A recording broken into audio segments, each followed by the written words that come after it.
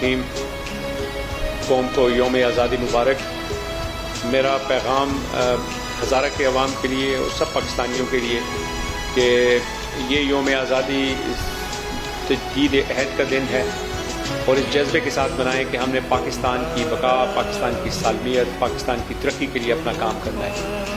اور اس بات کا بھی ہمیں خیال کرنا چاہیے کہ کورونا ابھی تک موجود ہے اور اس لیے جتنی احتیاط کرتی جائے، جتنی گورنمنٹ کی SOPs ہیں وہ فالو کی جائیں. ہمارے پاس سیاح آ رہے ہیں، ہم ان کو ویلکم کرتے ہیں. نتھیا گلی، ناران، کاغان، شوگران، سارا ہزارہ، ہماری پولیس، ہماری انتظامیہ ان کی مدد کرے گی، ان کو فیسیلیٹیٹ کرے گی. لیکن ان کے لیے بھی یہی میسج ہے اور ہوٹل ایسوسیشن کے لیے اور ٹریڈرز کے لیے بھی یہ کہ سب SOPs فالو کریں تاکہ اللہ کرے کہ اس وبا سے ہماری جان چھوٹے اور ہم سب مل کے پاکستان کے استحکام، پاکستان کی سلامتی اور پاکستان کی ترقی کے لیے کام کریں. اللہ ہم سب کا حامی و ناصر ہو.